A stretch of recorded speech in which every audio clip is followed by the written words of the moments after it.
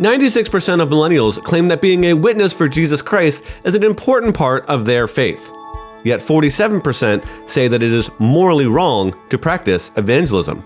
Perhaps you share the same view as Ryan, who said this about why he dislikes evangelism. The idea behind evangelism is wrapped up in this idea that you are this poor, pitiful sinner that needs to be saved, that you are inherently defective and you have no merit or value on your own. End quote. We will look at what others are saying about evangelism and hope to give you a way that you can be a witness for Jesus without the cringe associated with it.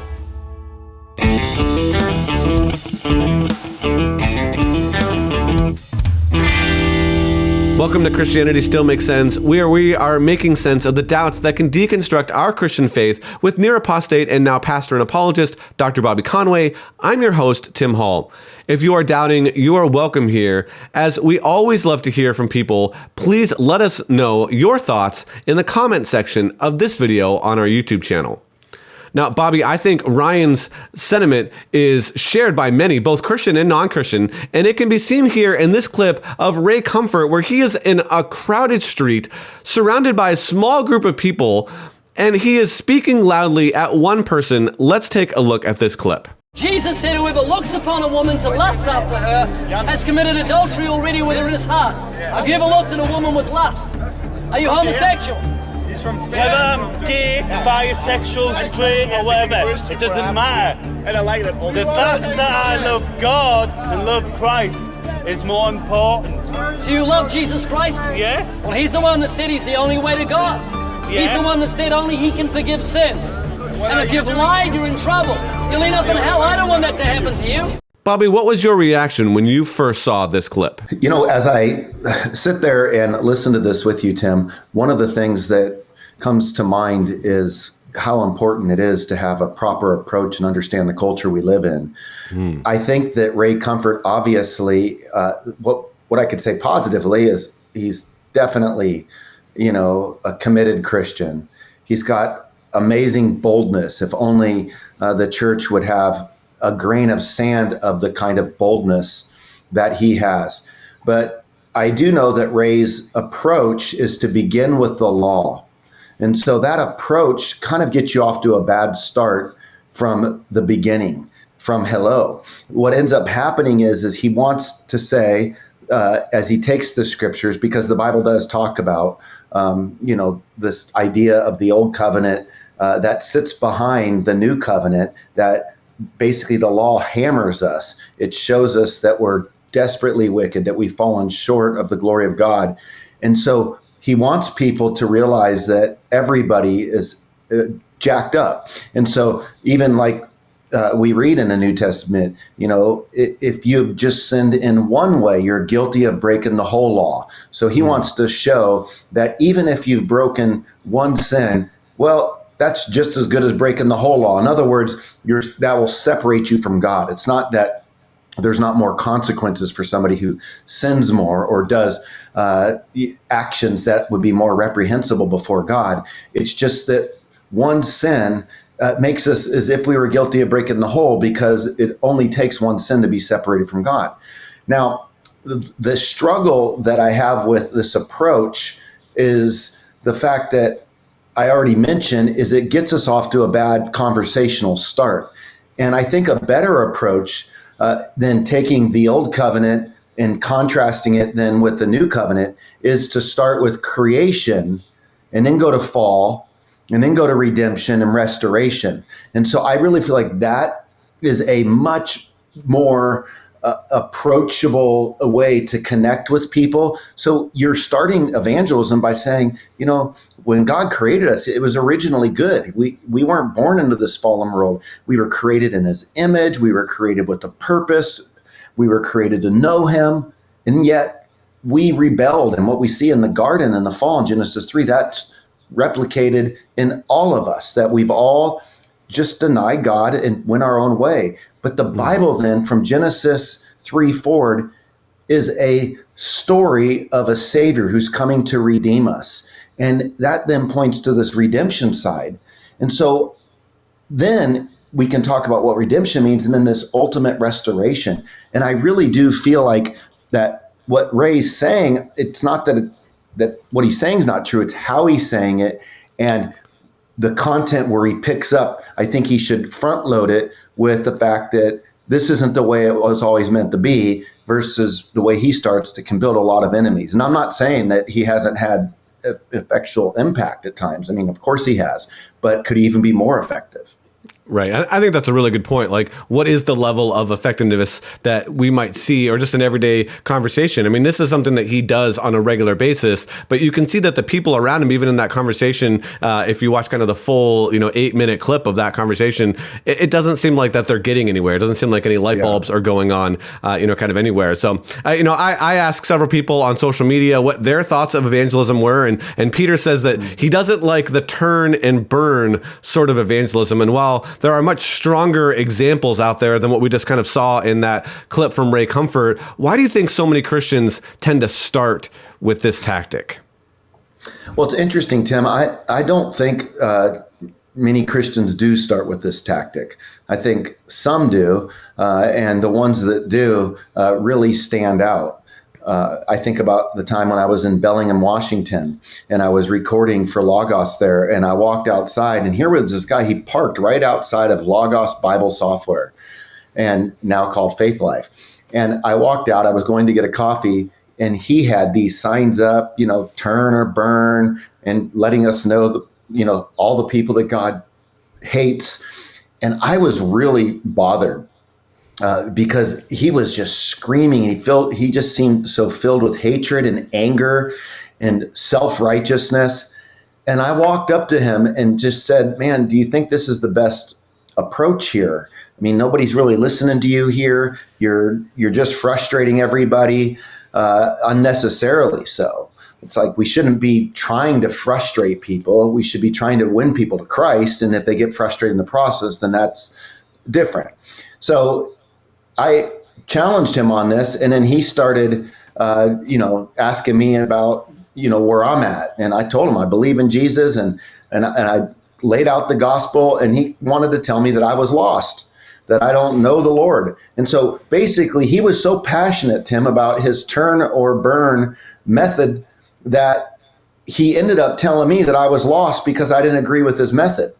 Yeah. And I think, my goodness, this guy, it was just a real black eye to the church community. There's a difference between preaching in public with passion and love and preaching turn or burn. I do think that Ray Comfort would certainly offer a lot of love and passion. Like, I would not even for a second compare a Ray Comfort to the gentleman that I saw at Logos. Yeah. I think the guy at Logos, I wonder if he was saved, if anything. This guy was just ruthless. But yeah, Tim, I think that some people do use it. It does stick around. I think for some people, it's rooted in their own self-righteousness. They're angry at the world and they go out. I think for other people, they genuinely are concerned about people spending eternity separated from God. And they want to not, sit back. And so they go out and they just boldly confront the culture, realizing they're going to be rejected for it. I can imagine people listening thinking, well, Bobby, but aren't these people that, the Ray Comforts, the guy that you confronted, aren't they just emulating what Jesus did in the Gospels? How would you respond to something like that? When you think about Jesus' approach, I don't picture him just sitting around screaming at people. Number one, he sat down in a boat and he would teach. He would walk along the way and people would gather. He preached as one who had authority. But I think that his heart was very much in going into the world, number one. And we see that there was lots of approaches he had. I mean, you have one-on-one with him and the woman at the well, or you can see him hanging out at Levi's house, the tax collector's house, with a bunch of sinners and hypocrites. And this really bothered the Pharisees. Well, what was he doing there? Well, he was fellowshipping with them. He was eating with them. So you see Jesus practiced all sorts of evangelism. He knew that was his purpose. So he did a widespread public preaching. He did the one-on-one, and he even got intimate in the homes and even at the discipleship. I mean, he's spending time with those who had leftover questions from his message, and he's pouring into them. So I think if we're going to be like Jesus, we're going to realize that he had all kinds of ways of reaching people, and his methods could not be put in a simple box of one way only. And not only that, Jesus understood his times. You see it with the metaphors he used as it relates to just calling on, plants and vegetables and mustard seeds. And I mean, he really just knew his context. He knew his audience. He knew their objections. And he understood the way that people communicate. And so he spoke probably in, Aramaic. But we know that as he's out in connecting with the people, what's amazing, Tim, is that they loved it. They wanted to hear more, and some really hated it. But it doesn't mean because they hated it that he was yelling and screaming at them. He was honest. He was truthful. And I think that he would paint a picture of both forgiveness and love and grace and justice and hell and heaven. Amen to that. Well, another response that we got from David says that he is turned off by street preaching, and really apropos the story that you just told.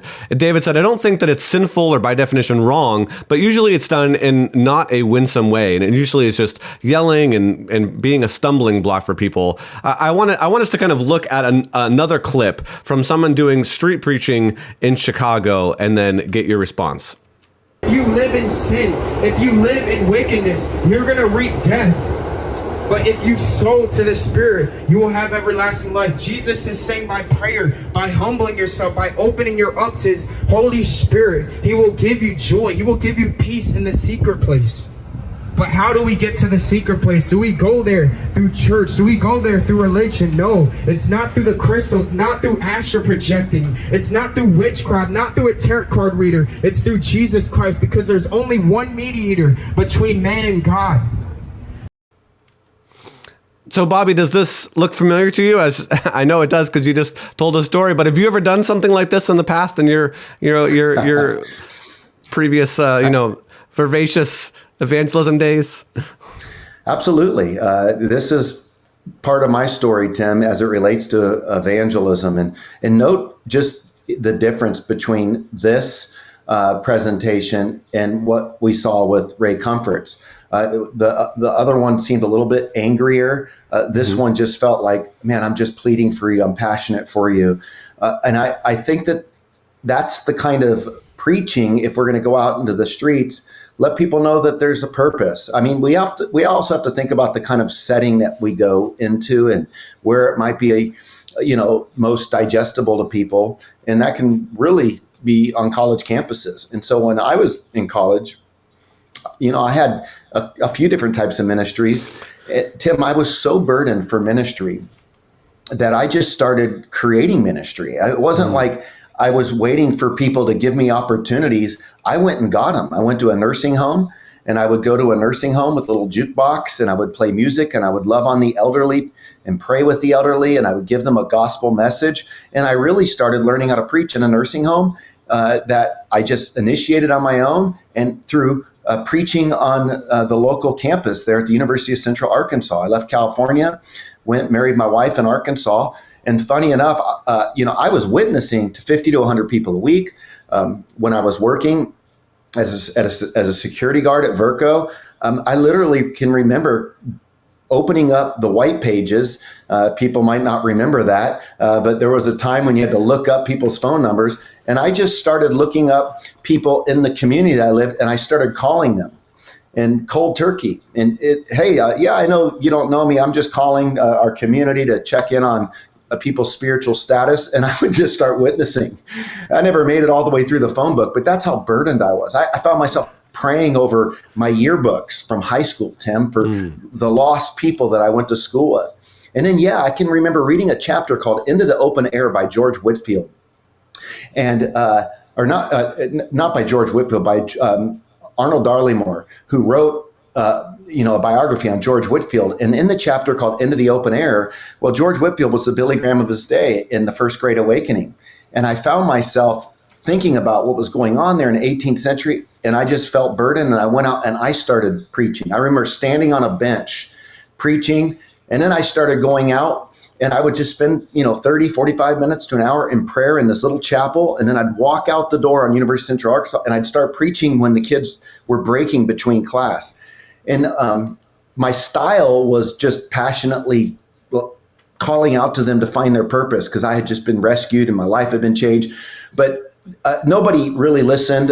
Some people hated it. Some people would get in my face. I got kicked off of campus and escorted off by a security guard. I got escorted off by a security guard at another college campus locally. It was even written up in the paper. There was definitely some havoc being wrought. Well, funny enough, Tim, my wife was a student at the University of Central Arkansas. And so she would be headed to class and her husband would be out there public preaching, because we were so young when we got married. So she goes into class and she says after school, man, everyone's complaining in class. Who's this guy out there preaching? And I was like, well, did you tell him it was your husband? She goes, no, I didn't say anything. I stayed silent. Oh, that's awesome. But that's not a tactic that you use currently, is it? That's not something that we're not going to find. No, not at all. Not at all. I mean, it was just I needed a method, and I didn't know what I was doing. I was just naive and a young zealot. And I think that there's a better way to do this. Well, another response that we got from Merrill said, I don't like any kind of evangelism that is not coupled with tangible love. Now, I think we're getting somewhere in this, but sometimes what we think is loving is not perceived as loving. And I want us to look at a clip from Jeff Durbin to kind of see what I mean. Let's take a look at this clip. My contention, respectfully to you, is this, and I mean this with love, Wayne, is that you're not just stardust, and you know it. I do not know that. You know that there's more, that you're living as though you believe there is. You say you're stardust, but you're complaining about people hurting you. You're complaining about... And hurting everyone else. They're stardust. And dragging humanity back into the primordial ooze. When you elevate stardust above other matter, you're internally inconsistent. What's this arbitrary decree you've made that this stardust is more important than this? That's not a state machine. But the point is what you're saying then is if it fizzes better, it's more important? So if you get a bag of stardust that fizzes better than you, can he off you? I'm sure he will. Okay, but would that be a good thing and a healthy thing you'd want him to do? As long as it didn't hurt. So he can kill you as long as it doesn't hurt you. Well, I thought you were complaining a little bit ago about people oppressing you because you're homosexual. Yeah, it gets tiresome. But why would it bother you? It's just stardust doing what stardust does in these conditions. Bobby, did you feel the love from Jeff there as he interacted with this atheist outside of the Reason rally on the street there? Well, I certainly think that, I don't know how the whole conversation went from start to finish, but I do think that we've got to go to some considerable lengths to try to validate people's pain versus just starting with our arguments right away. And that can be a temptation the more we learn to not really have a lot of patience for, ludicrous thinking. But I do think that we always got to remember that we're dealing with a human being created in the image of God that's conflicted and confused. And we need to validate some of the pain, the rejection, the obstacles or objections any individual might have, so that they can, feel that felt love of God flowing through us, because that will create trust. When someone feels loved and cared for by us, then that creates a sense of trust and a willingness to listen. And so I do think that we miss the mark on that a lot, unfortunately, in our engagement, especially online engagement. Well, we've looked at some pretty cringeworthy examples of evangelism, and I imagine that this is kind of what the people have in mind when they say that evangelism is immoral and why so many Christians kind of shy away from it. So, Bobby, what sort of methodology would you give us that holds true to the scriptures, but takes into account kind of our current cultural moment, as you've mentioned earlier? Well, I do think that in the particular multicultural, multi-everything world that we're living in, we have to really be aware of the fact that when we're talking to people, that these individuals that we're witnessing to have been shaped by different experiences, through pain, through traumas, through coaching, through books, through mentors, through friendships, through their parents, through schooling. So there's so much that shapes a person. And so we have to take time in getting to know everything that's contributed to that person's worldview and where they are at that time. And so that will then allow us to make a proper, healthy judgment of where this person is at, so that we can, take an interest. So you're taking an interest, you're asking questions, you're connecting. The person feels that. And so I think a lot of asking questions is going to be important versus just starting out and giving the gospel. Not that there's never a place for that, but I do think that we need to listen more than we speak. We need to validate where we can. We need to concede what we can. And then we need to understand where that person's at to bring them toward the gospel.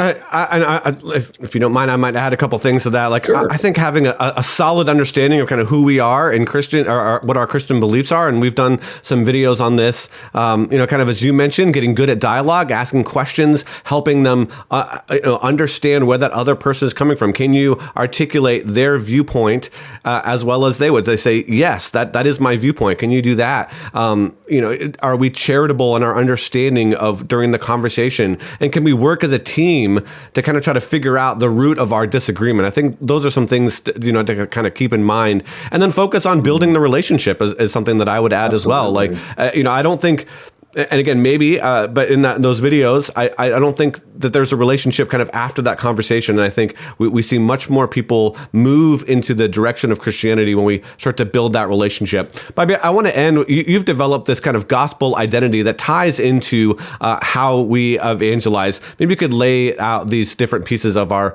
gospel identity for us.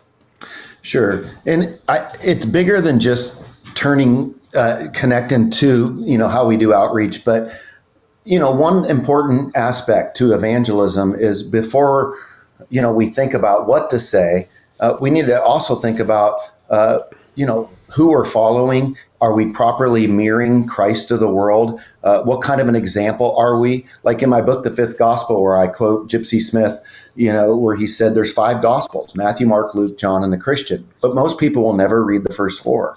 So this basically is just a tool to help make sure that we're growing so that we can go out when we witness and be the example. And so this is just several eyes that people could think about. So, you wake up in the morning, you're having a quiet time with a piece of paper, and identify, what negative thought or emotion do I need to address today? Inspect, what does the scripture have to say about this? Inception. What is your earliest memory of this thought or emotion? This allows you to kind of trace the history of how this is developed in your life as a negative thought or emotion. Increase is the next eye, and that's how has it grown since its inception to negatively impact my life. Ignite, what situations or settings are most likely to trigger this thought or emotion? So you're trying to really get a sense of your spiritual defects before the Lord, right? And this is the next one would be invite. What would Jesus want to say to me to move me toward a healing process? And then identity. Am I willing to commit to a process of maturing in this area toward my gospel identity? And so once we kind of walk through this process, I think it's helpful. Every day we can be writing down different struggles that we have and taking this 7-fold process so that we're experiencing deep sanctification. Therefore, we go out and we have a more powerful witness to the world about how Jesus really not only has changed my life, but is changing my life. Excellent points. Bobby, thank you so much for your insight and helping us kind of develop a method and look at some of these. Next week, we are going to be joined by famed author and apologist Greg Koukl as he explains the important topic of gardening when it comes to evangelism. And no, he's not talking about getting the juiciest tomatoes out of your garden. He sits down with Bobby as they explore Greg's new book, Street Smarts. Now, if you've enjoyed this episode or learned something, please subscribe to our YouTube channel. It is only through your support that shows like this are possible. You can also visit ChristianityStillMakesSense.com to help keep more content like this coming your way. We'll meet you next time on Christianity Still Makes Sense.